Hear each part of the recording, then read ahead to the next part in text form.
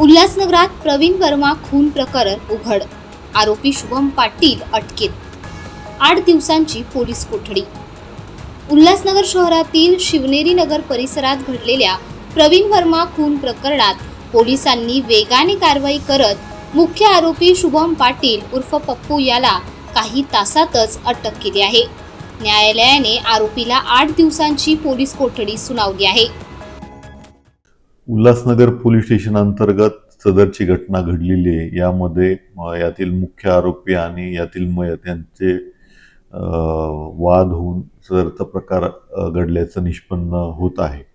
यामधील आरोपी जो आहे तो काल रात्री आम्ही अटक केलेला आहे आणि त्याला आज मान्य न्यायालयासमोर हजर केले असता 8 दिवसाची पोलीस कस्टडी रिमांड जे आहे ते उल्हासनगर पोलिसांना मिळालेली आहे।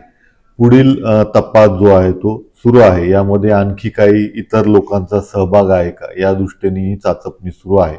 उल्हासनगर तपास पथकातले अधिकारी कर्मचारी जे आहेत ते याचा तपास करत आहे। यातील मयत जे आहे याच्यावरती या अगोदर काही गुन्हे आहे, रेकॉर्डवरचा तो गुन्हेगार आहे आणि वैयक्तिक वादातून ही घटना घडल्याचं निष्पन्न होतं।